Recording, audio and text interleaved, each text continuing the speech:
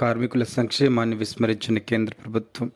వరంగల్ జిల్లా పర్వతగిరి మండల కేంద్రంలో కేంద్ర ప్రభుత్వం కార్మికులకు వ్యతిరేకంగా తీసుకొచ్చిన చట్టాలను ఉపసంహరించుకోవాలని నిరసిస్తూ సిఐటియు ఆధ్వర్యంలో నిరసన కార్యక్రమాలు చేపట్టి ధర్నా నిర్వహించడం జరిగింది.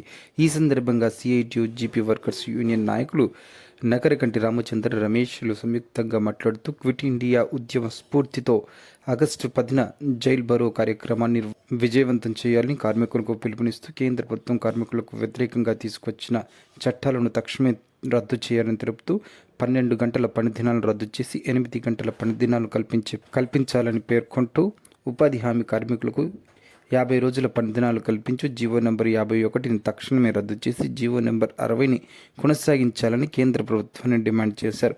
ఈ కార్యక్రమంలో సిఐటియు నాయకులు, గ్రామ పంచాయతీ కార్మికులు, అంగన్వాడీ వర్కర్స్ తదితరులు పాల్గొన్నారు.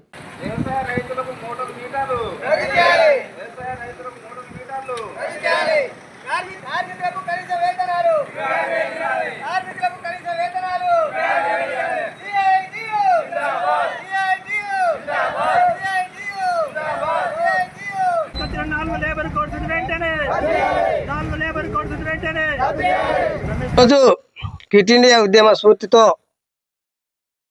జైలు బరో కార్యక్రమాన్ని సిఐటియు రైతు వ్యవసాయ కార్మిక సంఘం ఆధ్వర్యంలో పిలుపు మేరకు ఇవాళ మండల కేంద్రంలో రాస్తారోకో నిర్వహించడం జరుగుతోంది.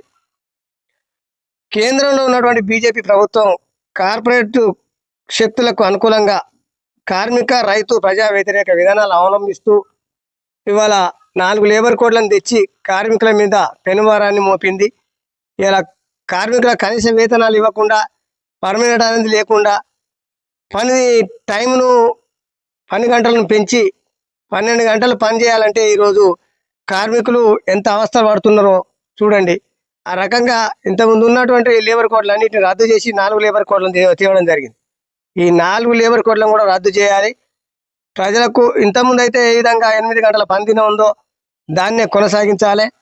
ప్రజా వ్యతిరేక విధానాలకు వ్యతిరేకంగా ఈరోజు రాష్ట్ర వ్యాప్తంగా, దేశవ్యాప్తంగా ఈ రాస్తారోకలు, ధర్నాలు చేయడం జరుగుతుంది.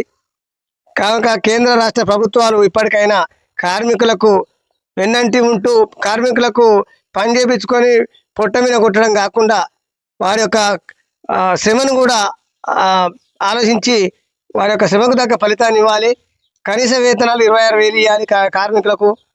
వ్యవసాయ కూలీలకు 150 రోజులు పని దినాలను పెంచాలి.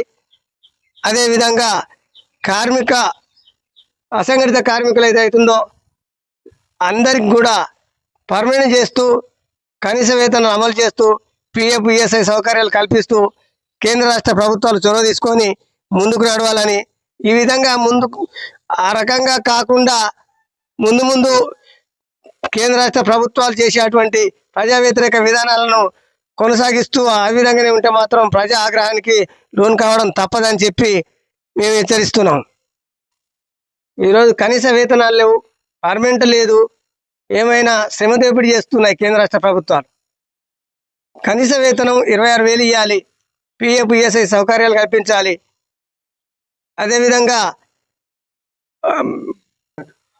జీపీ వర్కర్లకు పెండింగ్ వేతనాలు దాదాపు 6-7 నెలల నుంచి పెండింగ్లో ఉన్నాయి. ప్రతి నెల ముఖ్యమంత్రి గారు అన్నట్టు 1వ తారీఖు నుంచి పడతాయి, కలెక్టర్లకు పడ్డట్టు అని చెప్పి మాటలకే సరిపోయింది. కానీ మేనిఫెస్టోలో ఇచ్చిన అటువంటి హామీలను గ్రామ పంచాయతీ సిబ్బందులకు అమలు చేయడం లేదు. వాటిని కూడా అమలు చేయాలని చెప్పేసి